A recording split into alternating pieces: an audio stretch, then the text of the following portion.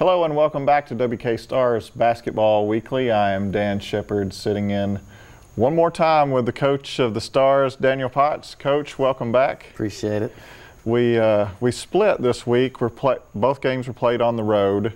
I thought you played pretty well, honestly, at Mid-South. Had a lot of time to prepare. Then you go to Earle Clements and maybe don't play so well, win that game. You lose the game that you play well in. How do you feel about that when that happens? Yeah, I mean, with a young bunch, and you know, we had 3 new guys come on the scene in January. You know, sometimes these guys just play their competition, and instead of just blowing a team out, that's what great teams do when they don't play to their competition. They just blow teams out of the water, and they love winning by 30 or 40 or 50. They love doing that. And this team, you know, our team right now just hasn't, I don't know, they like to let people hang around, even if they're not maybe talented or we should be blowing them out by 20, 25. They let them linger around and get that confidence. And, you know, by the end of the game, we got a close game. And But, yeah, we played really well at Mid-South, though. I thought that was probably the best game that we've played as a team all year long. I really do. I believe that we played a 40-minute game. Obviously, we had some mind lapses here and there, a couple turnovers. Like the very last 5 minutes of the first half against Mid-South we let them get a little bit of confidence, and they got back in the game and things of that nature. But our kids hung in there and played a really good ball game, and we just came up, you know, a little short. And there's a little discrepancy at the end there that I'll get into that I'm still not too happy about, but you know, it is what it is. The Mid-South game, I thought you had a good game plan. It seemed like you worked it real well. We had a great game plan. Of course, like I said on the last show, we had 10 days to prepare. Right. And you should have had a great game plan with 10 days. I guess. We drew up a great scouting report, and the guys followed the game plan fairly well, and you know, it gave us a chance at the end to win that ball game. And our defense was great. You know, our defense was really good. Mid-South's a team that likes to push it really quick and get up and down. They average around 85, 86 points a ball game, and you know, we held them 29 the first half, and then we let a few things go. Their big man killed us the second half. Yes, there. Yeah, you held him scoreless in the first half. Yeah, we doubled down. Well, we didn't double. We dug down a lot on the first half, and then in the second half we seemed a little hesitant when we did our dig downs, and you know, that got us beat. So they got another player, the Tappan kid. Oh man, yeah. I think his name's Kalen Tappan. Man, that sucker can play. He can flat shoot it. He's strong. He's 6'1". Whoever gets him after Mid-South is going to have a gym. That guy can flat out play. So yeah. And then I don't know. It's easy. You got 10 days to prepare for Mid-South, and then Earle Clements is hard to prepare for anyway. How do you contrast those? They are hard to prepare for. You know, with those Job Corps teams, you never know who you're playing. You know, we played them in I think late November, and we played them obviously last night, and they only had 3 players from the last team, because you know, every now and then they can get kids in from Georgia, North Carolina that they ship in and either do trade or try to get their high school diploma and things like that. So you never know what you're up against or what who you're about to play, and they're always talented. They're always athletic. They're always big. They always got guys that can shoot the thing. You know, they usually just need a little bit more discipline on the offensive a little more end. Playing time together. Correct. Probably would. Correct. And yeah, you're exactly right, because there's no way they can mesh. And you know, I think a kid that played last night, he's been there 2 weeks. So you know, it is hard to prepare for. You know, it is hard to prepare for. All right, Coach, thanks a lot. When we come back, we're going to be talking more about the Mid-South game. You're watching WK Stars Basketball Weekly.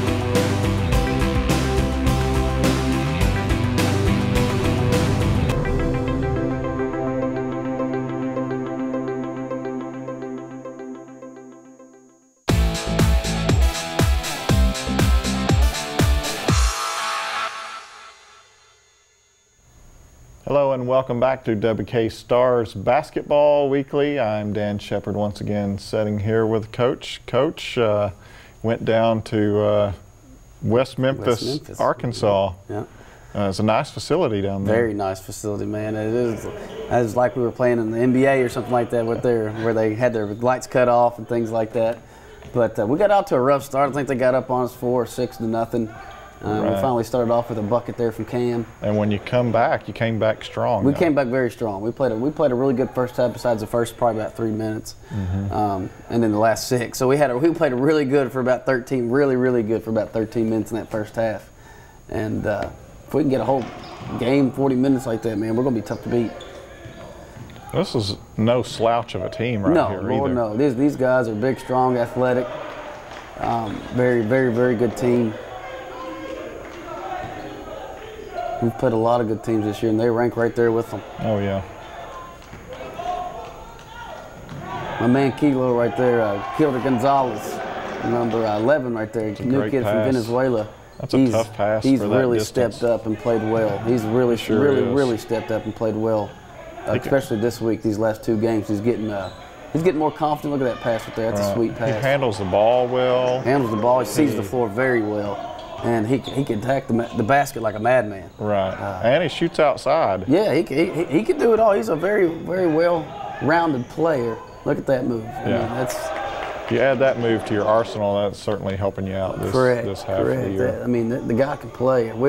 We found a gem when we picked up him. He's going to be a great player for us the remaining of this year and next. Great. That was a great job in our offense right there. We work on that every day in that offense. You really shot a high percentage. We shot the ball very well. We really did. We shot the ball very well. We got our looks. You know, we didn't force shots.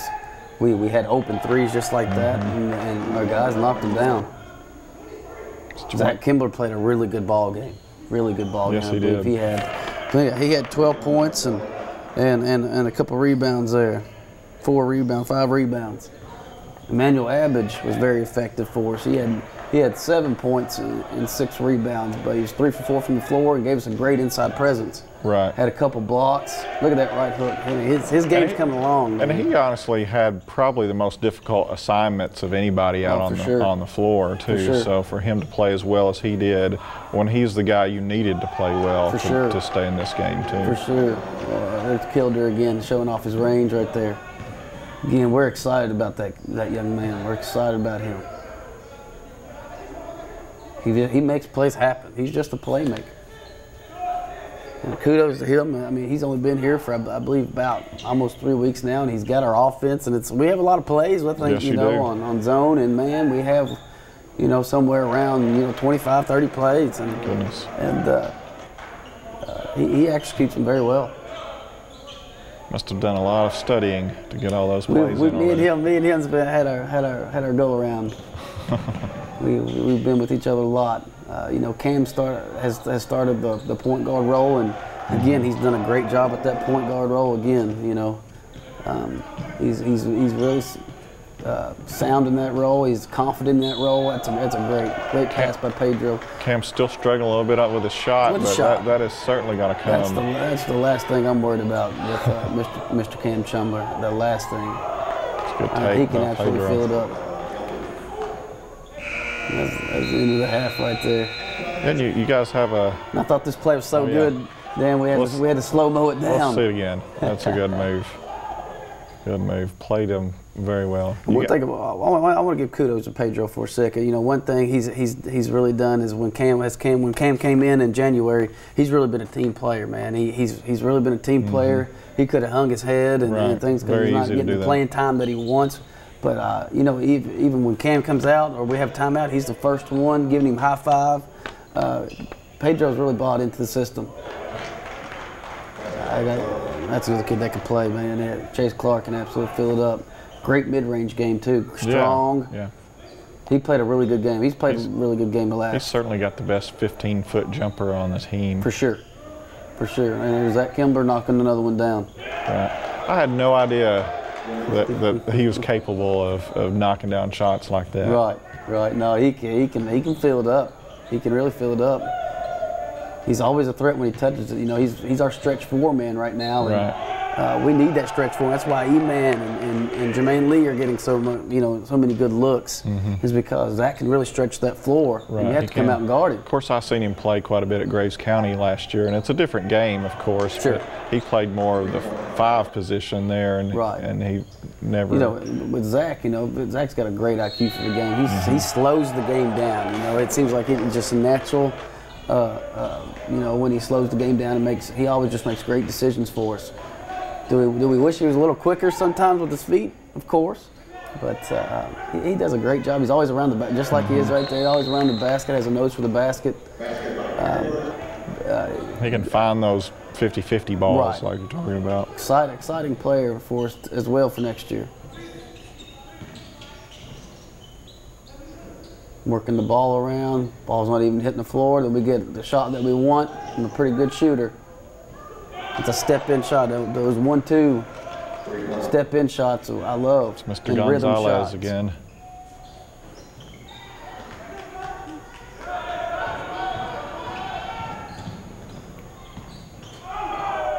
E-Man running the floor right there and getting him a good block. That's a big play for us. I think we was only up by about 2 or 3. We settled for the 3 more than I liked. I think we shot 25 of them. We made 9 for 25. Great move right there. Wish we'd done more of that this ball game instead of settling for that 3. But you shot a pretty high percentage for those 3-pointers. We did. We shot 36% from the 3-point. We were 9 for 25. A little better than that in the first half, I know. Right. Oh yeah. First half we were nailing them left and right. It looks like I got a little excited on the sideline right there. Is that who that was back there chipping up down? This was a great ball game, though. Jay Lee got fouled right there. Jay Lee comes in with 6 minutes to go in this game. What's your reasoning? Why is that? There was a violation of team rules, and my goal was to sit him out of half. Right. And it just so happened that we were playing well, and then we needed some inside presence, and told him to be ready to go just in case his number was called. And right. but I think the young man has learned from his mistakes, and he came in and really played well. He came in, played 6 minutes, had 6 points and 4 rebounds. So, if we have him this whole game, no telling us what that outcome is. But everybody played well. Everybody stepped up, and when Jay Lee was out, everybody stepped up and played their role. I'm proud of our guys, especially Emmanuel. And Kilder Gonzalez, he plays very similar to Jay Lee, in my opinion. Yeah, he does. He does. But he even adds that outside shot. Right. Jay Lee still needs to develop. That 3 right there from Mid-South put him up 3, and our kids could have folded right here, but B takes a great shot right here and just knocks it down. Drains it. Nothing but net. That's a big shot. You got to have some courage to take those type shots. Yeah, we really followed our game plan and honed in on the guys that we needed to hone in on. Our guys knew the personnel pretty well from the scouting report that we made.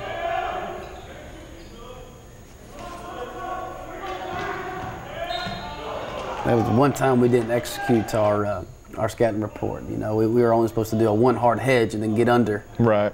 But Jay Lee made about 2 or 3 and fouled him right there. And he's about a 77% free throw shooter and goes and knocks both of them down. Knocks down both of them. Yeah. I think he went 7 for 7 for the game on free throws. Good move. Very good move. Great pass by Zach. 72-72 right here. Well, the score, this is the discrepancy right here. The scoreboard said 73-72. So we thought we had to foul, and that's why we thought we had to foul, but that wasn't the case. After the ball game, their head coach, a nice man, and he didn't even have to tell me, but he came up to me and said, "Coach, there was a discrepancy in the scorebook," and you know, there was a point shy from really. So, but that would have changed our game plan. Absolutely. In those last 30 seconds. You play it out at that point instead of having to foul. Right. We play it out. We don't have to foul. They may hit one at the end, or it may go to overtime. You never know. Correct. We were playing pretty well too. But nevertheless, the scoreboard showed 74-72 and 19 seconds in the game left, and Jay Lee draws 2 guys. We get a great 3-point shooter in Cam Chumler, a wide open shot, and you know, we just came up a little short. You know, and I said this after the ball game. You know, I give Jermaine Lee credit right there for making that extra pass. You know, he's finally trusting his teammates. You know, he's been a big gun for us the whole year. He's been a solid player for us the whole year. I think he's averaging nearly 20 and almost 10 or 11 rebounds. Obviously, he's a pretty good stat stuffer for us, so to speak. But you know, two or 3 weeks ago, I don't know if he passes that ball and we get a good shot right there. I don't know if that happens. But Jay Lee had the courage and had the trust in Cam to hit that shot, and I'm proud of Jay Lee for making that extra pass, that unselfish team play that I'm talking about. That was an unselfish play, and I'm proud of him for it. I'll tell you what else, in the next game we're going to talk about Earle Clements. I saw him, you could really see your sidelines pretty well from the angle we're going to show. But I see Jay Lee several times on the bench, you know, jumping up, excited for his teammates out there, and 2 or 3 weeks ago that wasn't there either. Like I said, that young man, we've challenged that young man to be a better teammate and to be a better player, even at that. You know, have better body language and be a leader in different ways. And you know, he's stepped up to the course, and Jay Lee's going to be a great, you know, finish out the season, be a great player for us, and wherever he goes on in the future. All right, Coach, thanks a lot. When we come back, we're going to be talking more about the Earle Clements game. You're watching WK Stars Basketball Weekly.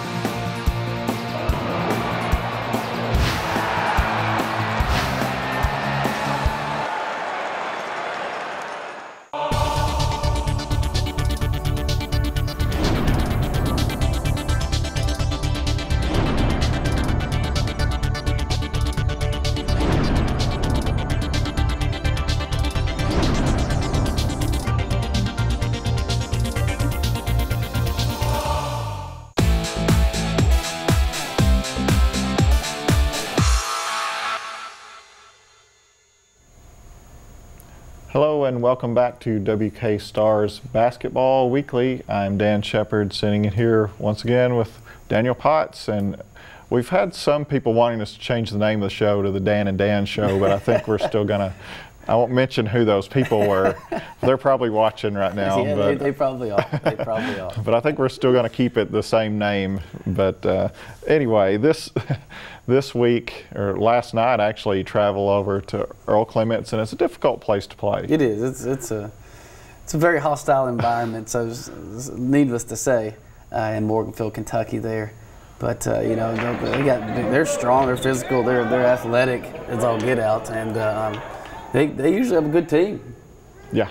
You know, all those people in the stands, they were rowdy. They were very rowdy, and every name in the book, you heard it. They had nicknames for every single one of my players, and you know, that messes with their psyche a little bit. They did their scouting report, it sounds like. You might well, they didn't have the right names most of the time. I believe they called Chase Clark Charlie, and that gave all of them their own names. And you know, as players on the court, you're hearing that it does something with your focus sometimes. And we played really flat to start this game, tremendously flat. Don comes in there, hits a big bucket right there. Yeah, he hit one of the threes, and it didn't seem like you hit too many of those in this game. Right, I think he wound up hitting 2 of them. Not just him, but everybody. Right, it was a team. Those rims are pretty tight too, Dan. They look like they're braced pretty well to the ceiling there and to the floor. Definitely are. Definitely are. The first half, we didn't follow the game plan at all. So we wanted to play. I told the guys that we wanted to play fast. We wanted to get up and down the court and not let them set up their zone, but beat it with quickness up the floor, and beat it on the pass, and not to settle for threes, and to work this thing inside out and in penetration. And we didn't do that the first half. There was a couple guys that did, Chase and Kilder, and but the second half we played a pretty good ball game. Ben scores 2 in a row there. Yeah.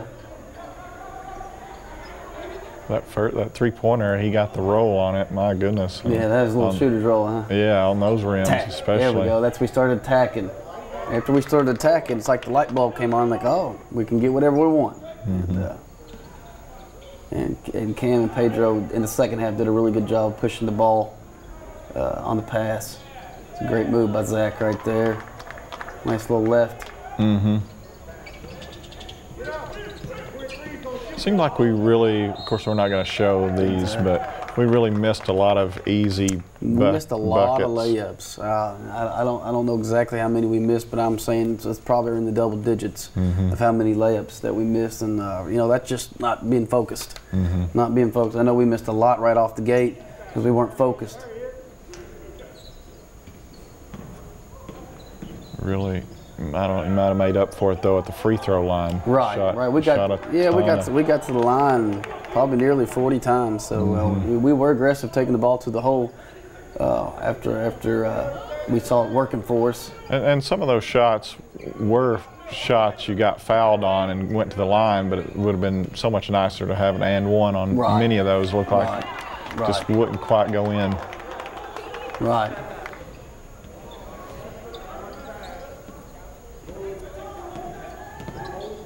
Yeah, I mean, as you can tell, though, they're big, strong, athletic.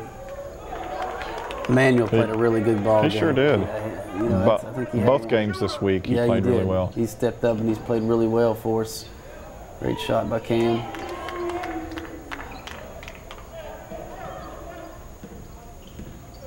One of our plays, get our shooter to going toward the sideline, and Don just steps up and knocks that thing down. Just like he did in that practice last week. Yeah. He looked good in that practice last week, Oh, my goodness. He was netting them. Like I said, in the second half, we played a lot quicker. We got the ball out a lot quicker. On our rebounds, we found our point guards more, and our wings really ran the floor well in the second half, and we attacked the basket. We passed the ball around the perimeter, swinging it, and then we tacked. And, that we did really well. Chase and Kilder did a really good job attacking that zone.